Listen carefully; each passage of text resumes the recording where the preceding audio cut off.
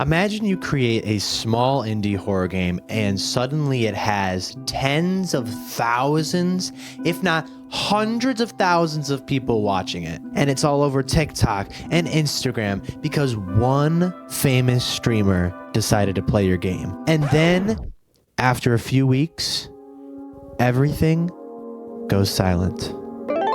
What happens to games after CaseOh stops playing them? Today we'll be doing a deep dive of famous games that CaseOh has played, but are now mere scraps left for the micro streamers. Let's get into it. No, it's not fucking... Night of the Consumers is a grocery stocking 8-bit horror game made by Germ Food. You stack 10 shelves with boxes found around the map while getting chased by customers, and when you get caught, you have to take them to the aisle they want to go to. If you don't take them to that aisle in time, you lose. The game was released in 2020 and was picked up by CaseOh around April of 2023. We can see that upon its release, it would receive either a couple hundred plays, maybe even a couple thousand, but most times under 100 views. Even in 2023, CaseOh was only receiving about 1,000 views for this game. This is a common trend in indie horror games. One creator will pick it up that has a lot of views, the game will spike, but nothing completely out of the ordinary. Once CaseOh had a large fan base, the charts of these games started spiking like crazy. March of 2024, the game went from having literally 0 views to 60,000 peak views. And just a few days later, it went right back to no one watching it. Now, I personally speedrun this video game. It's very fun, and the full 5-night version is going to be coming out hopefully soon. Today, we can see on Twitch it has virtually 0 people watching it. No, wait, not virtually, literally 0 people watching it. Unless someone with a relatively large fan base plays it, it might get a couple thousand views, as shown here. But again, it usually just shoots back down to nothing. If you look on Twitch, you'll see no clips, no VODs, and no one playing it regularly. Except me. Anyway, let's move on to more games. Granny is another indie horror game where you find your way out of old rooms and hallways in Grandma's house. I don't religiously speedrun this game or any of the other ones, so the descriptions are going to get dumber and dumber. It's basically just a puzzle game. Grandma can hear certain areas of the floor along with things that you drop. I've played the game personally, and honestly, it's pretty mid. The movement and characters are choppy. It's basically a puzzle game disguised as a horror game, which can be fun, but I don't know. It's just not for me. But for it to be receiving 60,000 views, I just think that's a little wild. But then again, I am a guy who speedruns the grocery stocking games, so it's like, what, you know, who am I to say? The game saw a surge of people when it first released, followed by months of literally one person playing it with about 1,500 average views. December of 2019, that one streamer must have stopped because the viewership would bounce from a couple hundred views to about under 100. That is until CaseOh and likely other high-ranking streamers started boosting the game's numbers. You see here how it goes from 100 views to thousands, back and forth, and then out of nowhere, a molly-whopping 60K, and then right back down to hovering where it is today. There are many people who still speedrun and stream the game, and the speedrunning community is actually pretty dope for this game, I'm not gonna lie. It's a pretty complex speedrun due to the glitches and manipulations of the map and gravity and, of course, Granny. Anyway, it's glad to see the impact that these boosts gave the game, because it still has a small fan base and speedrunning community and a Discord, and it's pretty dope. Game is still mid, though, you can't lie. Now let's look at a game that CaseOh grinded. Contraband is a smuggler's paradise set in the fictional world of 1970s buy-in. You're a border officer trying to stop smugglers and criminals from entering the country, and with over 70 hours of gameplay from CaseOh, this is a game that got a lot of attention. This game, similar to most, received barely any attention until a couple higher-ranking streamers played it. Not CaseOh at the time. July 16th, 2021, the game received almost 70,000 views. And in the following days, looks like it's going back to flattening. It happens a few more times before the depression of this game hits, where for about 2 whole years, only a select few streamers would play the game, making the Contraband viewership a graveyard.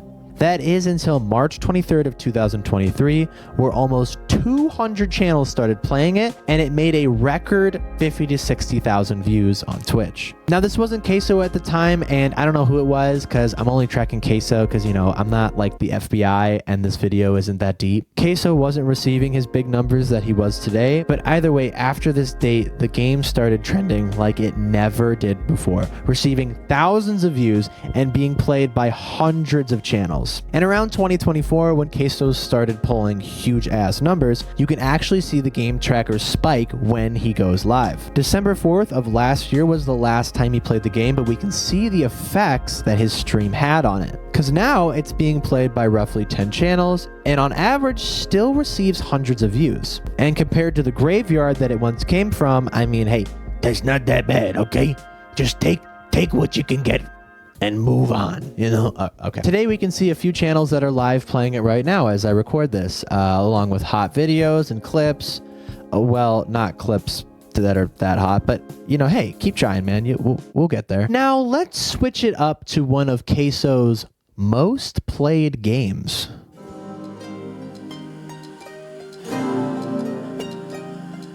Seconds Reatomized is not the game you'd expect to be one of CaseOh's top played games. Starts off in 3D, where you have 60 seconds to run around your house and gather supplies, throw them into your apocalypse bunker before the apocalypse happens. After that, you jump down into the bunker and it becomes a point and click story game in which you make decisions based off of what and who you took into the bunker, and you just try to survive as long as possible.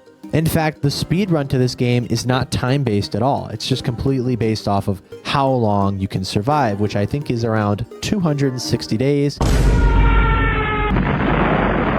But anyway, the fact that CaseOh put 116 hours into the game and continues to play it to this day is pretty mind-boggling, consider, you know, how small and simple this game is. In the beginning, this game actually did great numbers, bouncing between a couple hundred views to tens of thousands, and even having some pretty significant peaks in 2021. CaseOh tried the game for 10 minutes, September 7th, and 3 days later, he started running the game pretty much every day. At the start of 2024, we can see the numbers of the game hit an absolute peak, and because he continues to pick up the game, the views are still skyrocketing. However, when CaseOh is not playing it, the game only receives a couple hundred views, and honestly, I just want to try it because, like, I just don't get it, guys. Like, what is the hype? Like, why is just like a simple point and click game so good?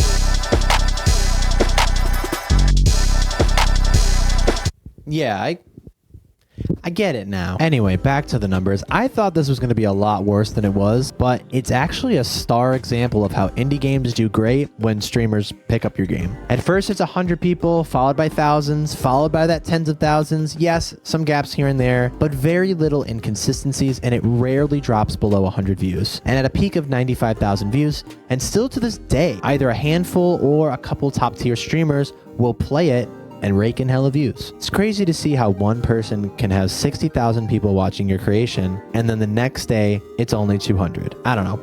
There are the numbers. Can we move on now? Why are you pressing me on this? Who are you? Sorry.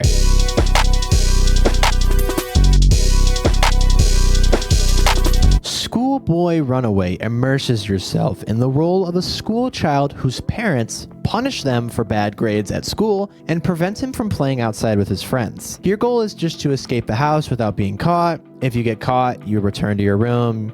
You're hit. You deserved it. You have to clean. You deserved it. You're worthless. You're a dumb kid. Do your homework. Don't go play with your friends. Sorry. Camera. You want to focus, bro? You're worthless. You're mean. CaseOh played this game recently, which means the peak of the viewership is going to be very high.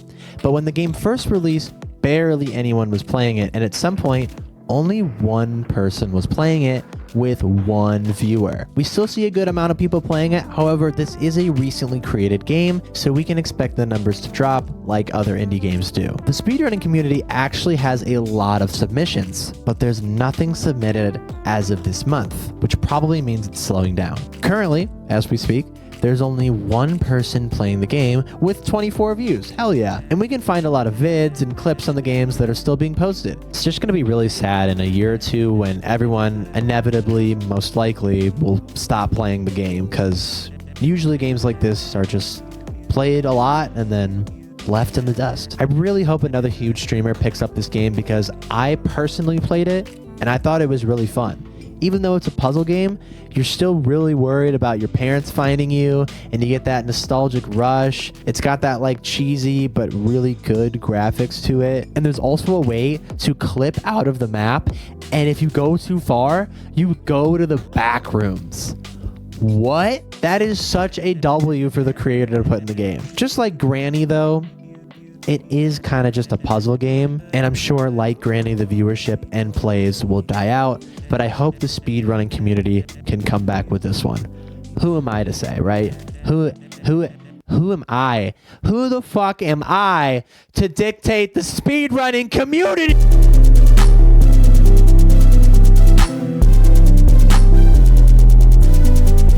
Only Up was a game in which you only went up.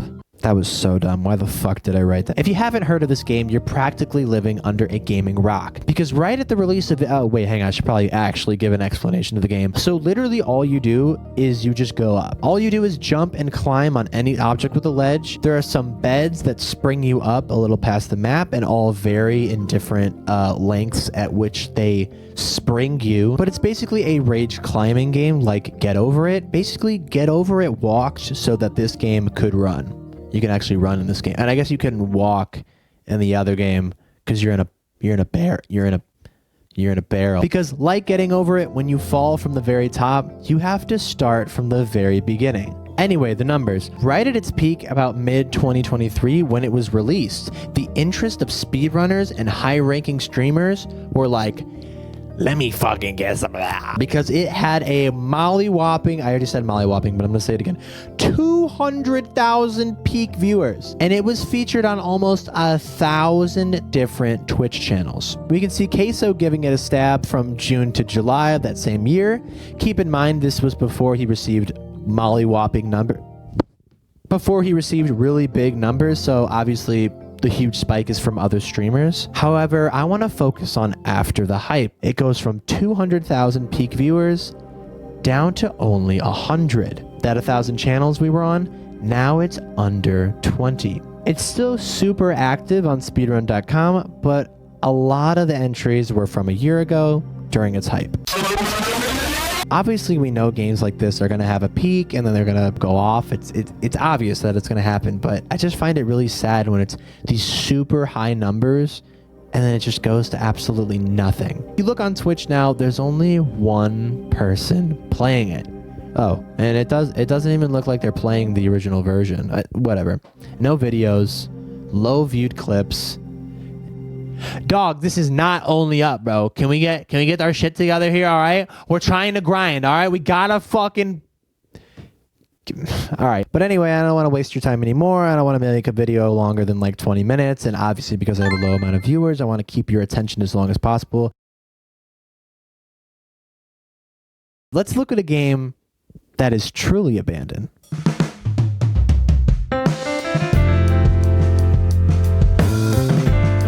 NBA 2K23 needs no introduction. It was a basketball video game based on the NBA, well, no shit, where you can play with your friends in a pickup game, or the My Career mode that was fairly immersive and free roam, and yeah, looked really fun. I don't play sports games that much, so I don't know it too well. It was released in September 9th, 2022 for some reason, and the charts on this website have numbers from before that. That must have just been like incorrect. But as soon as the game was released, the day after, it was being watched by 350,000 people. We see a small dip, but it's still just like blasting numbers, right? It was receiving an average of tens of thousands of views per day. And from September 11th, 2022, all the way to February 10th, 2023, for a total of 152 days, CaseOh, at under 500 views, was playing this game every single day for a minimum of 2 hours, sometimes like 6, sometimes multiple streams in one day. Between that time frame, he hit 667 hours on the game. But we're not here to glaze CaseOh, all right? Relax. We're here to see the aftermath, because as soon as the hot garbage that was 2K 2024 was released, the viewership immediately tanked, going from thousands of views on average to only a couple of hundred people playing it. You can see small peaks and valleys here and there, but ultimately now the game is being seen by less than 50 people, and some days not even receiving 15. Today on Twitch, only a couple people are playing it, but only to one viewer. Come on, bro. We know you asked your mom to lurk. Put down the game and work the 9 to 5. I'm just kidding. That's what my family says to me. And bro, come on, that's not 2K, bro. Lock in. We gotta lock in if you want to make it out of the hood, bro. Lock it in. And this sort of brings me to the conclusion of the game. Even if your game is a AAA, amazing, 100 gigabyte NBA game with various different modes, ways to play with your friends, the third thing that's cool about the game, all the way down to just like a game where you collect things in your house and then it's a point and click adventure reading game, it doesn't matter anymore. I believe we are approaching an Impressionism state of video games. If you don't know what I mean by Impressionism, basically there was this movement back in the 15, 16, 1700s, I don't know, when people were painting, right? We didn't have cameras, and they were just like, I'm gonna lock in and paint the most precise. This shit's gonna look so real. You're gonna be like, oh my God, is that a mirror? Holy fuck. Is someone looking at me? They just made the paintings look very real. But when cameras came out, they found less use to paint someone as real as you can make it, because why wouldn't you just take a photograph if you wanted a picture of someone? So then people like Monet would paint things kind of like in that like childish way where it's like looks all just like, you know, he literally just did this with a paintbrush, and people would criticize this and be like, oh, this isn't art, this isn't like the most pristine and awesome thing and most real shit that you can make ever. It's merely an impression of it. And then Monet was like, bet, that's a compliment. And then that's how the Impressionism movement started. And we can see now there's art with just like a fucking dot in the center of it, right? But anyway, the point being is that I think we're seeing the same thing with streaming and games today. You don't need a 4K, amazing layout, perfect transitions, perfect audio quality.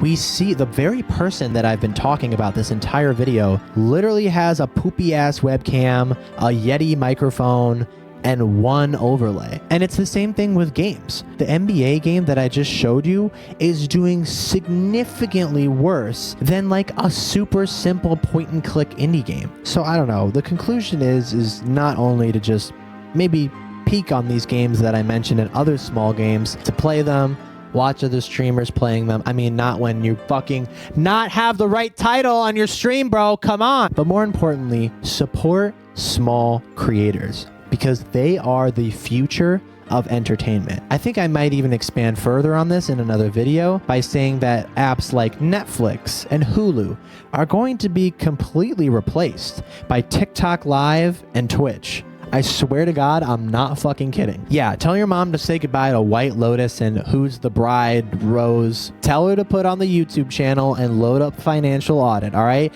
Let's get these numbers cranking. And yeah, that's my breakdown and analysis of that. If you want to see videos like that or anything similar, let me know in the comments.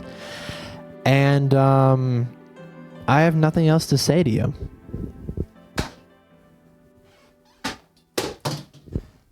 Goodbye.